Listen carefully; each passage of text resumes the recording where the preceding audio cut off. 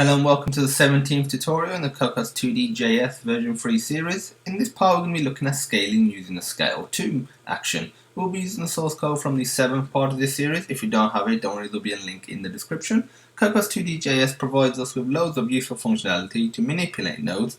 Most things in Cocos2d-JS are nodes such as sprites and menu items. We will look at scaling a node using the ScaleTo method, which scales it relative to its original size, so applying the same type of scale over and over again won't have any effect. Let's go ahead and open up our app.js. First of all, let's create a sprite action. So var sprite action. Oh, no, it needs to be equal to cc.scale2.create, and this takes three parameters. The first one is how long you want the action to take, so number 2, aka 2 seconds. Then you put how you want to scale it in the x-axis, so I'm going to scale it by a factor of 3, so the width of it will be stretched threefold, and then you basically specify the y-axis scale by 4. So it's going to look a little skewed because it's, instead of being on a 1:1 ratio as it was initially, it's going to be on a 3:4. You'll see in a sec.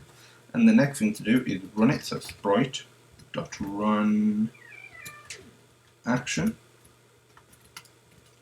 sprite action, and now we can run this in our browser, so cd on our device, whatever, totally up to you, run-p web,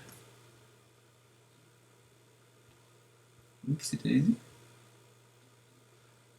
And let's just refresh. As you can see, it has scaled it.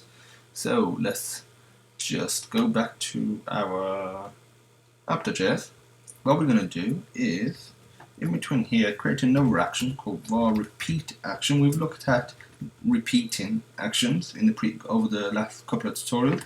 So we're going to use that to illustrate the ScaleTo method. So cc.repeat.create. Then we're going to do sprite action, and we're going to make it repeat 6 times.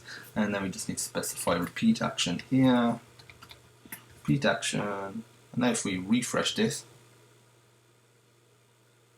as you see, nothing changes. And it's not that it isn't doing it over and over again, it is, but it's because it scales it relative to its original size, not its current size, it won't have any visual effect. Little thing to note, you can't reuse actions for different nodes. You either need to create a new one or release the old one and construct it again. Recommend you just create a new action for the different nodes. Little task for you to do using the screen size variables, which was used to position the sprite, scale the sprite so it looks the same on different devices. This may take a little bit of thinking, but will be well worth the effort.